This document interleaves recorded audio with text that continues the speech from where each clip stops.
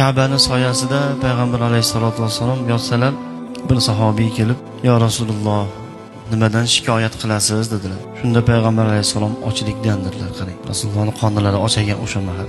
Shunda haligi sahobiy yig'lab, "Sizni qorningiz ochsa-yu, men shundoq yurarmidim" deb orqalariga sekin qaytib bir xurmozorga borib, ana shu xurmozorning egasi bilan bir bitim qildiki, "Ke mana shu xurmoyini sug'orib beraman, har bir paqiriga bir donadan xurmo berasan."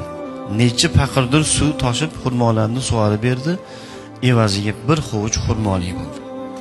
Haligi xurmoni olib kelib, haligi sahobiy, "Mana bu xurmolardan yeb oling, mana shu xurmolar bilan qorningizni to'ygizing" dedilar. Payg'ambar alayhisalom haligi xurmolardan olib yer ekanlar.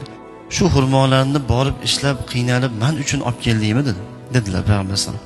"Ha, ey Allohning rasuli, nima uchun bu ishni qilding? Sizni yaxshi ko'rganligim sababli" dedilar. Payg'ambar alayhisalom xurmoni yerkanlar, "Ha, meni yaxshi ko'rasanmi?" "Nihoyatda yaxshi ko'raman ya Rasululloh." "Agar" dedilar payg'ambar alayhisalom, "meni yaxshi ko'radigan bo'lsang, qiyinchiliklarga, mashaqqatlarga, faqirlikka, musibatlarga tayyor turgin. Chunki meni yaxshi ko'radigan bandalarga Alloh ko'p sinovlarni beradi.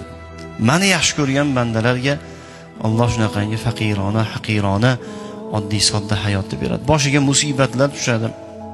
Moli bilan sinov beradi, joni bilan sinov beradi, mana shunaqangi qiyinchiliklarni beradi" dedilar azizlar.